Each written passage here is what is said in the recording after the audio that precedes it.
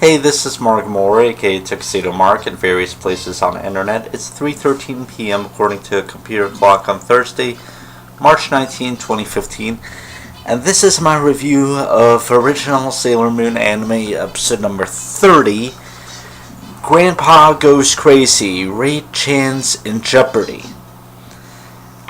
This episode originally aired in Japan on October 31st, 1992.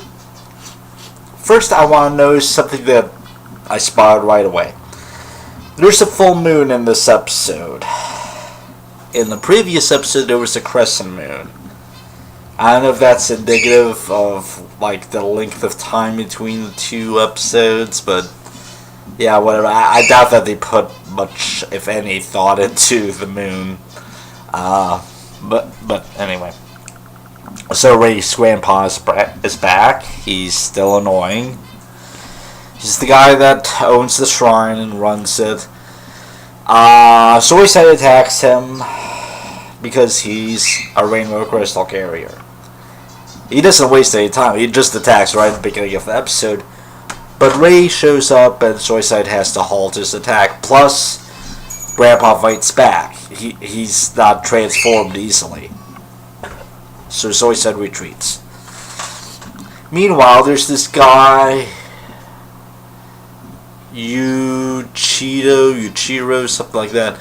I forget what his Japanese name is. That's hanging out, sleeping at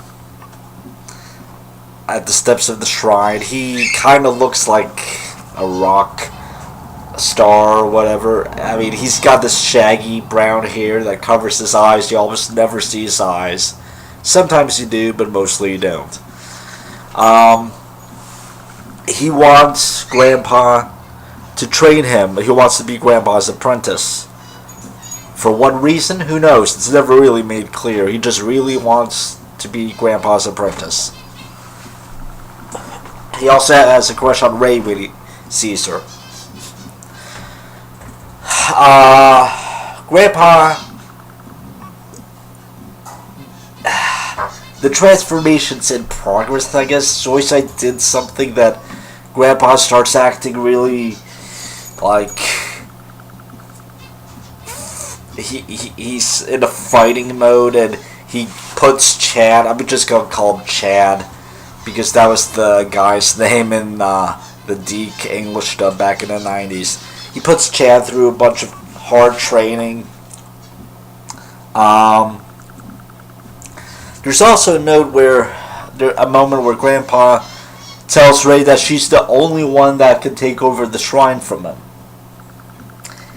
That might indicate that she's an orphan, perhaps. Maybe that's why she's living with her grandpa. It's not really made clear. It's not indicated. I think I read that in the manga, her father is a politician and they're not on speaking terms. And that was the case in Pretty Guardian Sailor Moon, the live-action series from the early 2000s.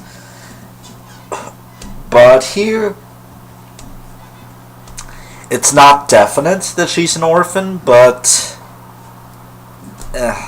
Anyway. When Chad goes to make a wish to train harder and do whatever, I notice his hand clapping, like the audio is out of sync with the visual, and I even checked the Japanese audio track, it's the same way there. Oopsie. When Grandpa's crying about, Ray and stuff like that, he's sobbing to her, he's got his face like on her breasts. Well, first he's got like his hands up there. You don't really see her breast because she's wearing her priestess robe, but he's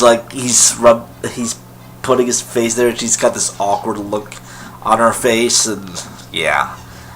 And also when Usagi falls over at one point, Grandpa's eyes bug out. It's like, yeah, he's a perv. It's mentioned again that it's autumn. Chad he tries to explain away Grandpa's behavior by it being autumn, and it brings about a change in people. And He says when spring arrives, Grandpa should return to normal. But I think the English dub might have made a mistake. Like he refers to something in the past tense, something that hasn't happened yet, as being in the past tense or something. I forget exactly what it was, but anyway, Usagi wants to play Cupid and get Rei and Chad together. Supposedly her motive is because Rei had told Usagi, you're not my friend anymore. I forget exactly what that was about, but typical arguments and stuff like that. And so Usagi wants to be Rei's friend again. So she, or no, no, sorry. This is before. I jumped ahead. This is before Rei breaks off their friendship.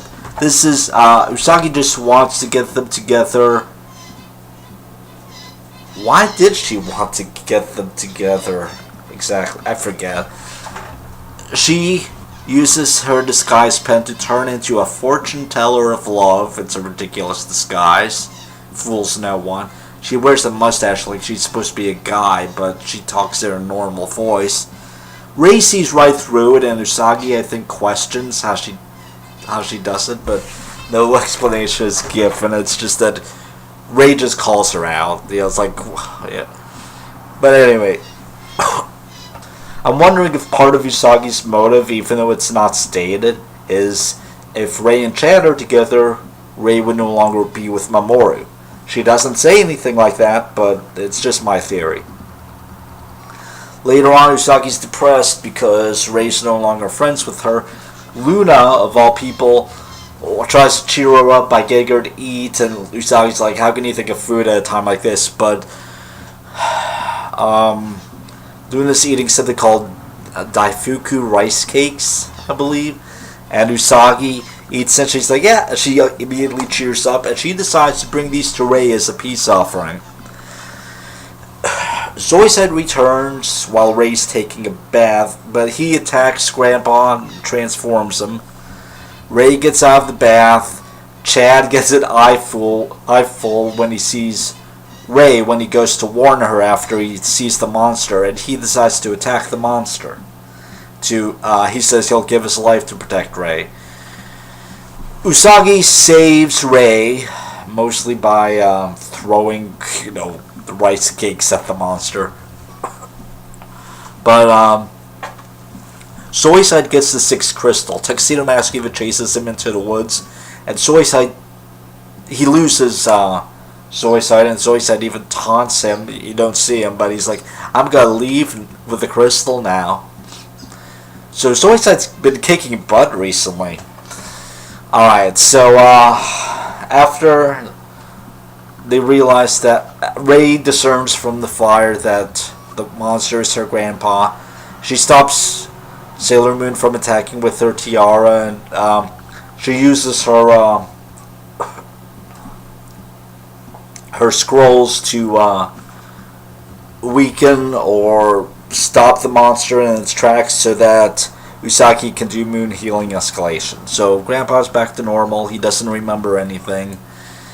Rei wants Usagi to keep it a secret, and they get into an argument over whether she and Chad will get together.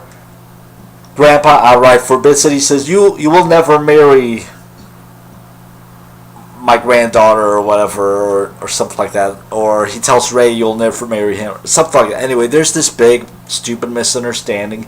Meanwhile, Ami and Makoto had shown up at the shrine to try to get Usagi and Rei back together, and she sees the 4 of them running, like one of them chasing the next one, and Usagi's in the front, Rei's behind her, Chad's behind her, Grandpa's behind him, and Usagi's holding on to Luna. Ami and Makoto take this as a sign that Usagi and Rei have become friends again, which is kind of funny. Yeah. But I realized something. They don't know why Rei's grandfather became a monster. There's nothing, they don't say anything about him being one of the 7th grade monsters, even though obviously he was, and Zoisite knows it. But the Guardians don't. Interesting.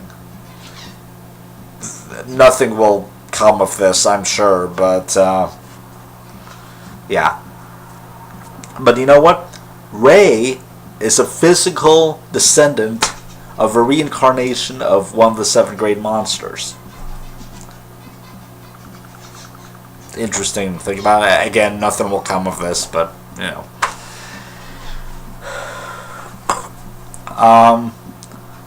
So that's the end of this episode. It's an important one, obviously. 6 crystals down, 1 more to go, and then the Rainbow Crystal arc is over. Or maybe. We'll see. There might be a bit more to go after that. But, anyway, important episode. Check it out. And it's 3:24 p.m. and that's it. Thanks for watching.